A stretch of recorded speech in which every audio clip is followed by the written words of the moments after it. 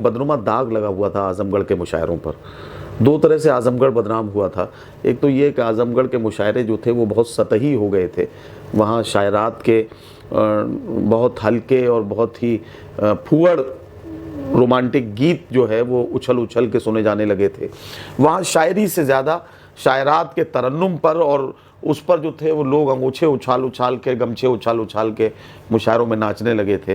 तो ये मुशायरों का बड़ा नुकसान आजमगढ़ की उसी सरजमीन पर हुआ। लेकिन लखनऊ के बारे में कहीं भी आप दुनिया के किसी भी मुल्क में जाएं तो लखनऊ के बारे में लोगों का मानना यह है कि लखनऊ का अगर बगैर पढ़ा लिखा शख्स भी आपसे स्टेशन पे कहीं टकरा जाएगा। के बारे में बुजुर्गों ने कहा था कि साहब लखनऊ के अगर बगैर पढ़े लिखे आदमी से भी मिलेंगे तो वो जिस तरह की तहजीब के साथ गुफ्तगू करेगा, तो यही तो लखनऊ का सरमाया है। तो जहाँ महफिल तहजीब व अदब सजानी हो तो फिर मेरा इंतखाब जो है वो लखनऊ के अलावा कोई दूसरा नहीं हो सकता। एक लोअर मिडिल क्लास फैमिली में मेरी पैदाइश हुई और मुझे बड़ा फ़ख्र है इस बात पर कि मेरे वालिद पहले सरकारी नौकरी में थे, लेकिन उनको रिज़ाइन करना पड़ गया। उनको एक बेईमानी का काम करने के लिए उन पर प्रेशर बनाया जा रहा था तो उन्होंने रिज़ाइन कर दिया। तो इंजीनियरिंग तक मुझे ये अंदाज़ा बिल्कुल नहीं था कि मेरे अंदर कोई शायर है जो मुझे आगे जाके यही शायर जो है वो मेरी शोहरत बनेगा, मेरी पहचान बनेगा, ऐसा मुझे बिल्कुल अंदाज़ा नहीं था। अलीगढ़ से जब मैं वापस आ रहा था, मुझे कासगंज अपने घर जाना था। तो कासगंज से 35 किलोमीटर दूर मेरा कस्बा है गजडुंडवारा। कासगंज से जो लास्ट ट्रेन वहाँ के लिए जाती थी वो शाम को 6:40 उस ट्रेन का टाइम था। तो जब मैं स्टेशन पे पहुँचा तो मैंने देखा कि वो ट्रेन मेरे सामने ही मूव हुई और मेरे सामने जा रही थी। वो जा रही थी, मैं उसे हसरत भरी नज़र से देख रहा था। और उसी दौरान शाश्वत क्या मज़े का मामला हुआ कि मुझे ये भी मालूम है कि अब दूसरी ट्रेन मुझे सुबह 4 बजे मिलेगी। तो अब सारी रात मुझे बेंच पे बैठना है। ट्रेन को जाते हुए देख रहा था और उस वक्त मेरी ज़िंदगी का पहला शेर हुआ। और पहला शेर ये हुआ कि हसरत भरी निगाह से देखा है यूं उन्हें, गाड़ी को जैसे देखे कोई छूटने के बाद।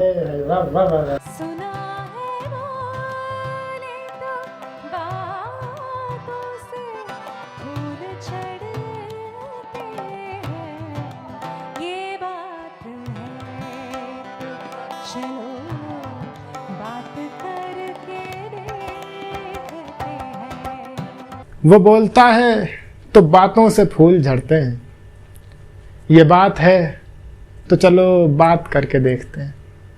नमस्कार, आदाब, सत श्री अकाल। मैं शाश्वत सिंह दर्पण आज आप लोगों के बीच मौजूद हूँ। चलो बात करके देखते हैं कि दूसरे एपिसोड के साथ। आज जो हमारे मेहमान हैं, हालांकि मेहमान लफ्ज़ तो थोड़ा गलत इस्तेमाल कर दिया मैंने। लखनऊ वालों के लिए वो शख्स मेहमान नहीं है, वो शख्स है जो हमारे दिलों में ही क़याम करता है। दुनिया भर उन्होंने घूमी, लेकिन फिर भी मेरा ये दावा नहीं है मगर यकीन है कि जितनी मोहब्बत उन्हें लखनऊ में मिलती है, जितनी मोहब्बत से उन्हें लखनऊ सुनता है, वैसा शायद ही दुनिया के किसी कोने में सुना जाता हो। वो शख्स जो मंच पे चढ़ता है तो हिंदू मुस्लिम एकता की बात करता है, कौमी यकजहती की बात करता है। एक बड़ा लंबा अरसा ऐसा रहा जब हिंदी मंचों पे, उर्दू मुशायरों में कौमी बातें होती थीं, धर्म और मज़हब की बातें होती थीं, इंसानों को बांटने की बातें होती थीं। मगर फिर एक शख्स जो शायर बनकर, जो नाज़िम बनकर, जो संचालक बनकर मंच पे चढ़ा तो उसने सबको एक करने में जी जान लगा दी। वो शख्स जिसे आप और हम एक नाज़िम के तौर पे जानते हैं, मगर वो एक बहुत खूबसूरत शायर भी है। और ख़ूबसूरत शायर से मेरी मुराद है कि उसकी शायरी बड़ी खूबसूरत है। और बाकी कई बार ये भी होता है कि वो शख्स जब मंच पे चढ़ रहा होता है तो एक नज़र में लोग उसे देख के पंकज त्रिपाठी समझ लेते हैं मगर वो शख्स अपने चेहरे, अपने खदोखाल से ज़्यादा अपने लहजे, अपनी ज़ुबान के लिए जाना जाता है। वो शख्स जो दुनिया के किसी भी कोने में हो, दुबई में हो, बहरीन में हो, कुवैत में हो, वो हिंदुस्तान जिंदाबाद बोलने से घबराता नहीं है। वो शख्स जिसे आप और हम घंटों बैठ के सुन सकते हैं, और वो शख्स जो बोलता है तो सच में बातों से फूल झड़ते हैं। मेरी मुराद है मोहम्मद नदीम अख्तर, जिन्हें आप और हम नदीम फ़र्रुख के नाम से जानते हैं। नदीम फ़र्रुख साहब, आदाब सर, कैसे हैं सर? बहुत शुक्रिया शाश्वत जी, और आपके चैनल के ज़रिए जितने लोगों से मेरी मुलाकात हो पा रही है, मैं उन सब को का शुक्रिया अदा करता हूं, और आपका बिलखुसूस और आपकी पूरी टीम का बहुत शुक्रिया अदा इसलिए करना चाहता हूं कि आपके ज़रिए ये मौका मुझे मिल सका कि मैं आपके चाहने वालों की एक बड़ी तादाद है पूरी दुनिया में, और उनके साथ भी मेरा मुलाकात का सिलसिला बन सके। मुशायरे और मुशायरों के हवाले से मुझे पता नहीं कि मैं कितना काम कर पाया हूँ या कितना अपने काम के साथ इंसाफ कर पाया हूँ, लेकिन हाँ, ये बात आपने बिल्कुल सही कही कि मेरी ज़िंदगी का जो अहम मकसद है वो सिर्फ़ यही है कि बहुत हो गई नफ़रतों की बातें, दिलों को जोड़ने के लिए कोई ना कोई काम करना ही पड़ेगा।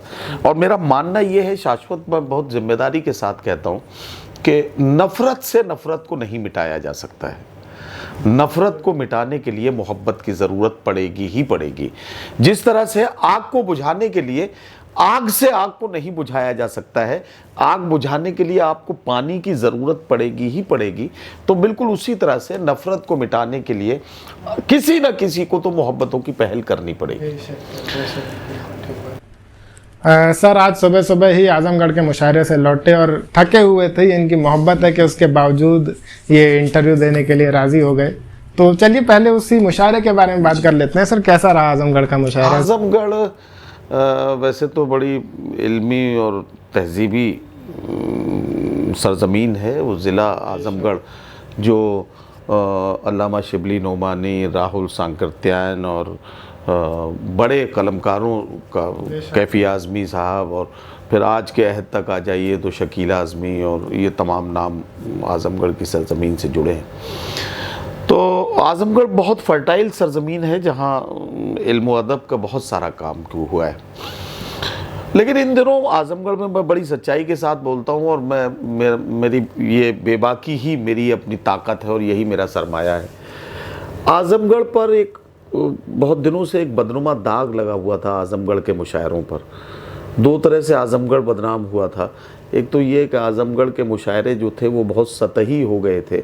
वहाँ शायरात के बहुत हल्के और बहुत ही फूहड़ रोमांटिक गीत जो है वो उछल उछल के सुने जाने लगे थे। वहाँ शायरी से ज़्यादा शायरात के तरन्नुम पर और उस पर जो थे वो लोग अंगूछे उछाल उछाल के, गमछे उछाल उछाल के मुशायरों में नाचने लगे थे। तो ये मुशायरों का बड़ा नुकसान आज़मगढ़ की उसी सरज़मीन पे हो रहा था जिसने कभी अपनी मिट्टी में कैफ़ी आज़मी जैसी बड़ी शख्सियत को पलते परवरिश पाते देखा था। आज़मगढ़ में दूसरा नुकसान ये हुआ कि आज़मगढ़ को लेकर एक आम लोगों की सोच और ख़ास तौर से शायरों की ये बन गई थी। कुछ दो चार कन्वीनर्स ने ऐसा किया होगा कि मुशायरा हो गया और उसके बाद कन्वीनर जो है वो किसी न किसी तरह से मुशायरे से गायब हो गया। कुछ शायरों का पेमेंट नहीं हो पाया। तो इस तरह से भी आज़मगढ़ को बड़ी एक ख़राब शोहरत आज़मगढ़ के साथ जुड़ गई थी। लेकिन इन दिनों बड़ी तब्दीलियां आई हैं और आज़मगढ़ के लोगों ने वाकई रात के मुशायरे में बहुत अच्छा सबूत पेश किया, न सिर्फ़ अपने अखलाकी कदरों से, न सिर्फ़ अपनी मेज़बानी से, बल्कि वहाँ जिस तरह से गज़ल सुनी गई और जिस तरह से शायरी के चाहने वाले वहाँ थे, तो मुझे लगता है कि वो आज़मगढ़ जिसको हमारी आंखें एक ज़माने से, एक अरसे से तलाश कर रही थी, वो आज़मगढ़ अब शायद वापस लौट आया है और उस आज़मगढ़ को हम दोबारा से फिर अब देखने और समझने लगे। बेशक सर, बहुत ज़रूरी है वो जो एसेंस था हमारे अजदादों का, वो ज़िंदा रखना बहुत ज़रूरी है। अभी पिछले दिनों आपने 27 मई को लखनऊ में एक मुशायरा कराया। बदकिस्मती से मैं उस वक्त नहीं था लखनऊ में और मेरा बड़ा मन था उस मुशायरे में आने का। फिर भी मेरे दोस्त अहबाब सब ने बताया कि बहुत अच्छा हुआ मुशायरा। और मेरा सवाल खैर ये है कि आप दुनिया भर में मशहूर हैं, आपको लोग दिल्ली में भी जानते हैं, आपको लोग इंदौर में भी जानते हैं, कोलकाता में जानते हैं, मुंबई में जानते हैं। आप चाहते तो कहीं भी मुशायरा करवा सकते थे, आपने लखनऊ की सरजमी ही क्यों चुनी कि यहाँ मुशायरा होना चाहिए? ये कैसे ख्याल आया ये कि लखनऊ में ही करवाना चाहिए मुशायरा? देखिए, दो लफ्ज़ ऐसे हैं कि जो आपस में इस तरह से जुड़े हुए हैं कि उन्हें अलग अलग करके अगर आप उन पर बात करेंगे तो शायद उन दोनों लफ्ज़ों के साथ हम इंसाफ नहीं कर पाएंगे। बड़ी बड़ी मज़े की बात आप समझ लीजिए। आमतौर पर उर्दू शायरी से मोहब्बत करने वाले लोग दो लफ्ज़ों का इस्तेमाल करते हैं। एक लफ्ज़ है तहज़ीब और दूसरा लफ्ज़ है अदब। हम कहते हैं कि साहब उर्दू अदब की महफ़िल है, अदब के चाहने वाले हैं, अदब के परस्तार हैं, और वही हम ये कहते हैं कि साहब तहज़ीब और अदब की बात जो है, तो ये तहज़ीब और अदब दोनों लफ्ज़ों को हम लोग मिलाकर उनका जिक्र करते हैं।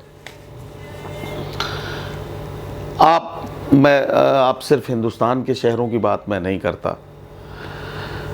ये जो लफ्ज़ तहज़ीब है, मैं किसी दूसरे शहर को मेरा इरादा किसी को जो है उसकी तहज़ीब के बारे में उसको डिफेम करना मेरा इरादा नहीं है, लेकिन मेरा इरादा ये है, मेरा मकसद ये है कि तहज़ीब का जो लफ्ज़ है, ये लफ्ज़ जितना करीब से लखनऊ के साथ जुड़ा है उतना किसी के साथ नहीं जुड़ा है।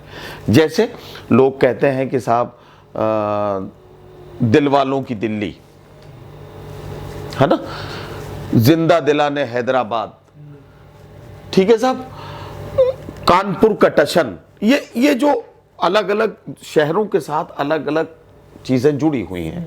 जागती मुंबई, तो इसका मतलब यह है कि वो शहर जो रातों को जागता है, वो शहर जहां लोग रात के 2 बजे भी ये महसूस करते हैं कि शायद अभी दिन है, तो वो मुंबई के साथ है। लेकिन लखनऊ के बारे में कहीं भी आप दुनिया के किसी भी मुल्क में जाएं तो लखनऊ के बारे में लोगों का मानना यह है कि लखनऊ का अगर बगैर पढ़ा लिखा शख्स भी आपसे स्टेशन पे कहीं टकरा जाएगा, और आज के लखनऊ में तो हमें वो मंज़र आमतौर पे देखने को नहीं मिलते, लेकिन मुझे अपने बचपन का मामला याद है कि जब हम लखनऊ आते थे, जब यहाँ वो तांगे में बैठ के हम जो है वो चिड़ियाघर से और इधर इमामबाड़े की तरफ और इमामबाड़े से चौक, और ये इस तरह के जो उस वक्त के जो तांगे वाला जो वो सेटअप था, तो उसमें आपने महसूस किया होगा कि उस वक्त के बारे में बुज़ुर्गों ने कहा था कि साहब लखनऊ के अगर बगैर पढ़े लिखे आदमी से भी मिलेंगे तो वो जिस तरह की तहज़ीब के साथ गुफ्तगू करेगा, तो यही तो लखनऊ का सरमाया है। तो जहाँ महफिल तहज़ीब व अदब सजानी हो तो फिर मेरा इंतखाब जो है वो लखनऊ के अलावा कोई दूसरा नहीं हो सकता था। हमारी नेशनल कैपिटल हो सकती है दिल्ली, हमारी फाइनेंशियल कैपिटल हो सकती है मुंबई, हमारे तमाम बड़े बड़े शहर, हमारी जो है वो टेक्नोलॉजी का बड़ा हब हो सकता है बेंगलोर, है ना। ये सारी चीज़ें अपनी जगह हैं, लेकिन तहज़ीब का सबसे बड़ा सेंटर अगर दुनिया में कहीं बनाया जा सकता है तो वो लखनऊ के अलावा कोई दूसरा नहीं हो सकता। अभी सर कह रहे थे कि लखनऊ में आप किसी कम पढ़े लिखे आदमी से भी बात करेंगे तो आपको लगेगा कि बहुत तहजीबदार आदमी है। इसी से मुझे एक किस्सा याद आ गया। एक शायर थे पुराने लखनऊ में, और उन्होंने एक मिसरा कहा कि क्या तेरे हाथ टूट जाते जो देख लेती तू एक बार। अब इस मिसरे का बड़ा कमाल है कि देखने और हाथ टूट जाने का क्या रिश्ता। और उन्होंने अपने आखिरी दिनों में ये कहा कि मुझे तभी दफनाया जाए जब कोई शायर इस शेर मिसरे के ऊपर एक और मिसरा लगा दे, कोई इस पे उला मिसरा लगा दे। बहुत दिन तक मशक्कत हुई, बहुत शायरों ने दिमाग लगाया कि कुछ हो जाए कुछ हो जाए। अब कमाल ये हुआ कि एक धोबी गुजर रहा था उनके घर के बाहर से, और उसने पूछा कि साहब इतनी भीड़ क्यों लगी है, क्या बात हो गई। तो एक साहब ने बताया कि ऐसा ऐसा है, शायर साहब है, उन्होंने मिसरा कहा है, तुम जाओ, तुम्हारे कोई काम की बात नहीं है। तो उसने कहा कि यार इसमें कौन सी बड़ी बात है, लो मिसरा लगा दिया। तो एक लफ्ज़ है महमिल, जैसे हमारे यहाँ पालकी होती है वैसे अरब में महमिल चलती थी जिससे दुल्हनें जाती थी। तो उस धोबी ने शेर लगाया कि ऐसा भारी तो तेरे महमिल का वो पर्दा न था, क्या तेरे हाथ टूट जाते तो देख लेती तो एक बार, कि अगर पर्दा हटा के देख लेती तो हाथ टूट जाते। तो ये है लखनऊ। बिल्कुल ठीक कहा सर ने। खैर ये तो लखनऊ की बात हो गई। अब चलते हैं सर के बचपन की तरफ। सर का बचपन कासगंज के पास एक कस्बे में सर का जन्म हुआ। सर थोड़ा अपने बचपन के बारे में बताइए, कैसा बचपन बीता और फिर वहाँ से कैसे शायरी की तरफ रुझान हुआ, कैसे तहजीब उर्दू अदब की तरफ आपका रुझान हुआ? 1970 में एक लोअर मिडिल क्लास फैमिली में मेरी पैदाइश हुई और मुझे बड़ा फ़ख्र है इस बात पर कि मेरे वालिद पहले सरकारी नौकरी में थे, लेकिन वो जो अंदर की खुददारी थी उसकी वजह से वो उनको रिज़ाइन करना पड़ गया। उनको एक बेईमानी का काम करने के लिए उन पर प्रेशर बनाया जा रहा था, तो उन्होंने रिज़ाइन कर दिया। उसके बाद उन्होंने कुछ दिनों प्राइवेट नौकरी की और उसके बाद वो अपने कारोबार में आ गए। लेकिन फैमिली चूँकि मिडिल क्लास फैमिली थी, तो मिडिल क्लास फैमिली में बड़े ख्वाब देखना जो है वो जुर्म माना जाता है कि एक लिमिट है कि आप उस लिमिट से बाहर अपने को नहीं जा सकते। उसके बावजूद भी हर माँ बाप का ख्वाब होता है कि साहब हमारे बच्चे जो हैं वो हमसे ज़्यादा कामयाब हो जाए, हमसे ज़्यादा पढ़ लिख जाए। तो 1970 में मेरी पैदाइश हुई और मैं बड़ी सच्चाई के साथ बताता हूँ कि इब्तदाई दिनों से ही मेरी तालीम पर मेरे माँ बाप की बड़ी शफ़क़तें और बहुत उनका ख़ास ख़याल इस बात पर रहा कि मेरी तालीम में कहीं कोई कमी न रह जाए। हाई स्कूल तक पहुँचते पहुँचते ये तय हो गया था कि मैं साइंस स्ट्रीम में एजुकेशन हासिल करूँगा और चूँकि मैथमेटिक्स में मेरा इंटरेस्ट था तो मैं फ़िज़िक्स केमिस्ट्री मैथमेटिक्स के ज़रिए इंटरमीडिएट करते हुए बीएससी तक पहुँचा। और मैं अब आप समझ सकते हैं कि जो फिज़िक्स केमिस्ट्री मैथमेटिक्स पढ़ के आ रहा है तो उसका लिटरेचर से तो कोई ताल्लुक़ होने का सवाल ही नहीं है।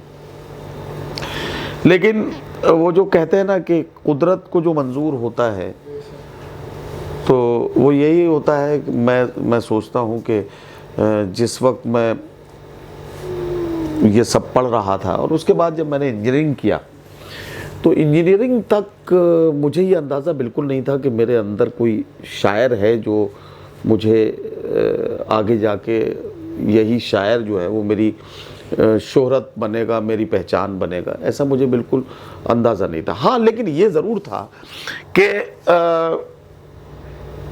कल्चरल एक्टिविटीज़ में मैं बचपन से ही अपने स्कूलिंग के टाइम से ही कल्चरल एक्टिविटीज़ में हमेशा मैं अपने स्कूल में बड़ा नुमाया रहा, चाहे वो छोटी क्लासेस रही हों, चाहे वो फिर मैं डिग्री क्लासेस में आ गया तो उस वक्त भी मैं अपने वक्त में जब मैं 9th क्लास में पहुंचा तो तभी से मैं कॉलेज के एक अच्छे डिबेटर के तौर पर मैं जाने लगा।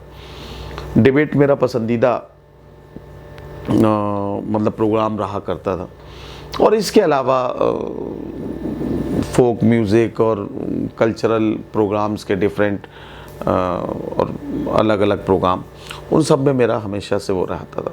मैं स्कूल के प्रोग्रामों की एंकरिंग भी मुझे दी जाने लगी और मैं उसको करने लगा।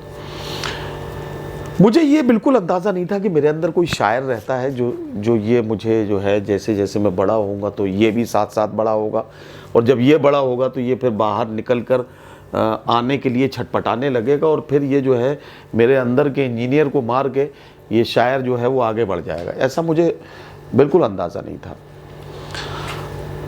लेकिन इंजीनियरिंग करते करते एक दिन मेरे साथ बड़ा अजीब सा इंसिडेंट हुआ। मैंने अपनी किताब में उसका जिक्र किया है। अलीगढ़ से जब मैं वापस आ रहा था, मुझे कासगंज अपने घर जाना था, तो कासगंज से 35 किलोमीटर दूर मेरा कस्बा है गंज-डुडवारा।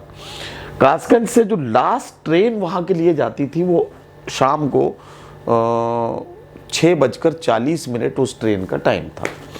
तो मैं अलीगढ़ से अपने हॉस्टल से इस हिसाब से निकला कि मैं वो ट्रेन आराम से कासगंज से पकड़ लूँगा। जब मैं स्टेशन पे पहुँचा तो मैंने देखा कि वो ट्रेन मेरे सामने ही मूव हुई और मेरे सामने जा रही थी। मैंने सामान रखा, धम से एक बेंच पे बैठ गया। वो ट्रेन मेरे सामने से गुजर रही थी, वो जा रही थी, मैं उसे हसरत भरी नज़र से देख रहा था। और उसी दौरान शाश्वत क्या मज़े का मामला हुआ कि मुझे ये भी मालूम है कि अब दूसरी ट्रेन मुझे सुबह 4 बजे मिलेगी, तो अब सारी रात मुझे बेंच पे बैठना है।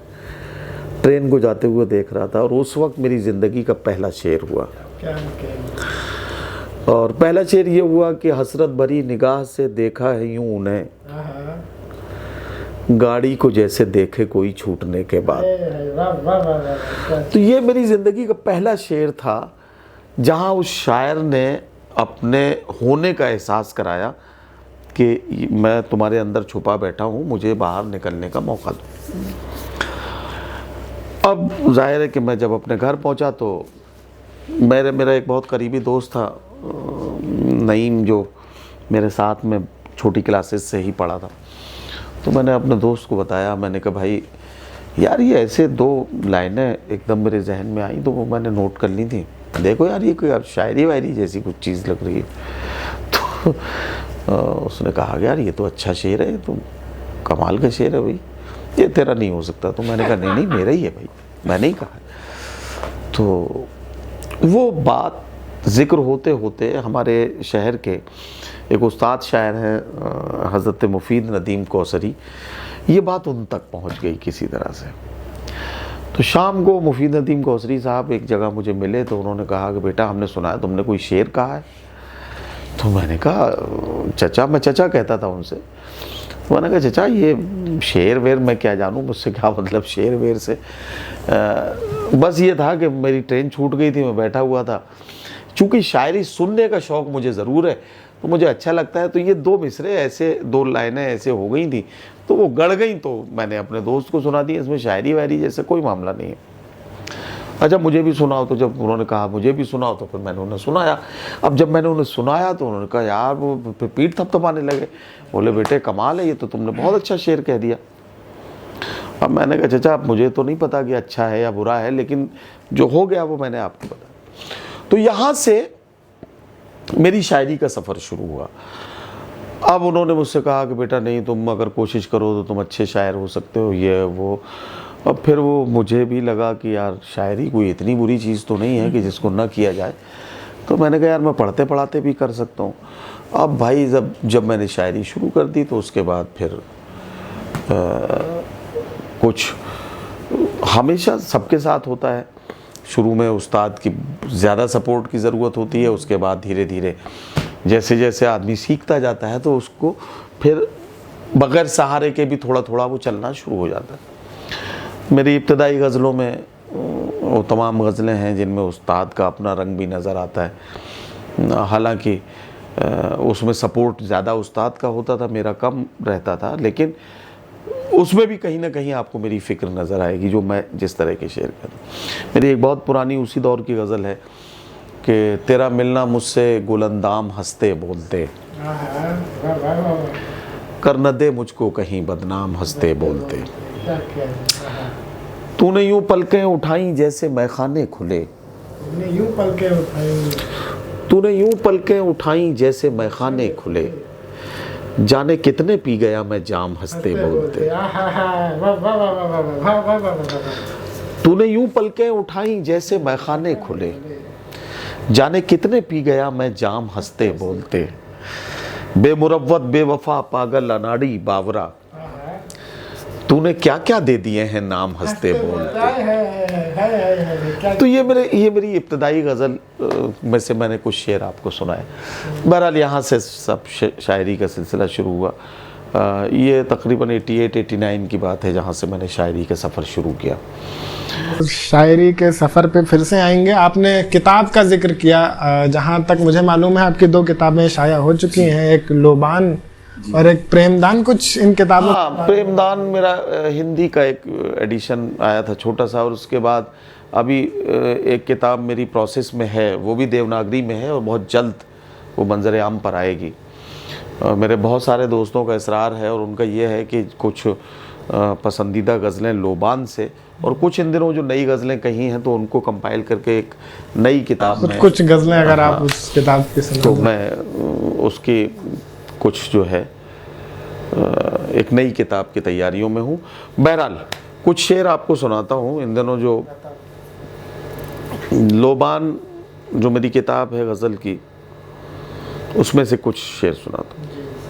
एक गज़ल का मतलब सुने, दो शेर सुने कि बहुत मगरूर है पागल हवाएं, आहा, क्या अच्छा लतीफ है, वाह वाह वाह, बहुत चलो मगरूर इनका है। हुनर भी आजमाएं। आहा हा हा आहा हा हा, बहुत मगरूर है पागल हवाएं, क्या कहने, क्या खूब है सर, चलो इनका हुनर भी आजमाए। हमें अब तीरगी रास आ गई है, आहा, हमें तीर की रास आ गई है। कहाँ तक चांद के नखरे उठाएं। आहा हा हा हा, क्या कहने, आहा, हमें अब वाह वाह तीरगी वाह रास आ वाह, गई है, कहाँ तक चांद के नखरे, कहाँ तक चांद के नखरे उठाएं। वो देखो कुछ शिकारी आ रहे हैं, आहा आहा हा, परिंदों से कहो अब लौट जाए। क्या कहने, क्या कहने, क्या कहने, वो देखो कुछ शिकारी आ रहे हैं, आहा हा हा हा, परिंदों से कहो अब लौट जाए। परिंदों से कहो अब लौट जाए। खुदा जाने हमारा जुर्म क्या है, हम ही पर टूटती हैं सब बलाएं। आहा हा हा हा, खुदा जाने हमारा जुर्म जुर्म क्या क्या है, है, हम ही पर टूटती हैं सब बलाएं। एक शेर इस गजल का और था, वो मेरे एक दोस्त की गजल के एक शेर से टकरा गया तो वो मैंने पढ़ना बंद कर दिया। बस शेर सुनाता हूँ तो आप अंदाजा लगा लेंगे कहाँ टकराया था और क्यों मैंने बंद कर दिया। तो इसमें एक शेर था कि हमारे बल पे या हमारे दम पे मसनत पाने वाला, हमारे दम पे मसनत पाने वाला हम ही को कर रहा है दाएं बाएं। जी जी बेशक, हमारे दम पे मसनत पाने वाला हम ही को कर रहा है दाएं बाएं, क्या कहने। बहरहाल इस तरह के तमाम गज़लें यही ज़िंदगी भर यही सब कुछ होता रहा। एक गज़ल के कुछ शेर और सुना देता हूँ आपको तो लगेगा कि ये गज़ल और सुन लीजिए। गमो खुशी के अगर सिलसिले नहीं चलते, गमो खुशी के अगर सिलसिले नहीं गमो खुशी के अगर सिलसिले नहीं चलते तो मेरे साथ कभी हौसले नहीं चलते। वाह वाह वाह, तो मेरे साथ कभी हौसले नहीं चलते। और ये शेर सुने कि अना के पेड़ पर खिलते नहीं खुलूस के फूल, अना के पेड़ पर खिलते नहीं, अना के पेड़ पर खिलते नहीं खुलूस के फूल, जिदों के साथ कभी फैसले नहीं चलते। अना के पेड़ पर खिलते नहीं खुलूस के फूल, जिदों के साथ कभी फैसले नहीं चलते। अब ये शेर सुने कि हर एक शख्स यहाँ मीरे कारवां खुद है, हर एक शख्स यहाँ मीरे कारवां खुद है, इसीलिए तो यहाँ काफिले नहीं चलते। हर एक शख्स यहाँ मीरे कारवां खुद है, इसीलिए तो यहाँ काफिले नहीं चलते। और सुना है जब से उन्हें रहबरी मिली फर्रुख, सफर में लोग कभी दिन ढले नहीं चलते। सुना है जब से उन्हें रहबरी मिली फर्रुख, सफर में लोग कभी दिन ढले नहीं चलते। क्या तो बहरहाल ये शायरी का मामला इसी तरह से है। नई किताब जैसे ही मंजर आम पर आएगी तो वो मैं आप लोगों की खिदमत में भी पेश करूंगा और अपने तमाम चाहने वालों तक उस किताब को पहुंचाने की कोशिश करूंगा। मैं अक्सर मेरी गज़ल का एक शेर है, बल्कि कुछ मेरे मुतफर्रिक अशार हैं तो उनमें से एक शेर मैं आपको सुनाता हूँ पहले कि मुझको इंसान ही रहने दे फरिश्ता न बना, मुझको इंसान ही रहने दे फरिश्ता न बना, इतनी तारीफ भी मत करके मैं पत्थर हो जाऊं। क्या अच्छा है, वाह वाह वाह, इतनी तारीफ भी मत करके मैं पत्थर हो जाऊं। मेरे मिजाज से जुड़ा हुआ एक शेर और सुनाता हूँ आपको कि बस गजल कहना, गजल सुनना, गजल से बातचीत, बस गजल कहना, गजल सुनना, गजल से बातचीत, एक मुद्दत से यही मसरूफियत है शाम। क्या कहना, वाह वाह वाह, एक मुद्दत से यही मसरूफियत है शाम की। तो बहरहाल साहब यही सब चल रहा है। क्या कहना सर, वाह वाह। और इन दिनों एक नुकसान ज़रूर हुआ है कि जैसे जैसे मुशायरे की निज़ामत की ज़िम्मेदारी मेरे कांधों पर ज़्यादा रखी जाने लगी, तो उसका नुकसान ये हुआ कि जो मेरे अंदर का शायर था उससे जो है वो लोगों से मुतारिफ होने का मौका नहीं मिल पा रहा है। अब मुझे सारी अपनी ताकत, तो सारी एनर्जी जो है वो मुशायरे को कामयाब करने और मुशायरे की निज़ामत में लगानी पड़ जाती है, और कई बार फिर अपने को कुर्बान करना पड़ता है। जब मैं देखता हूँ कि वक्त कम बचा है मुशायरे में, अभी 3 शायर बचे हैं, वक्त कम है, तो फिर सबसे बेहतर कुर्बानी मुझे अपनी लगती है। और वैसे भी कुर्बानी के बारे में ये मशहूर है कि कुर्बानी बेऐब की होती है, तो मैं अपने को बेऐब समझता हूँ, तो सोचता हूँ कि चलो भाई मैं ही अपनी कुर्बानी दे दूँ। तो बहरहाल ये मामला है। सर, एक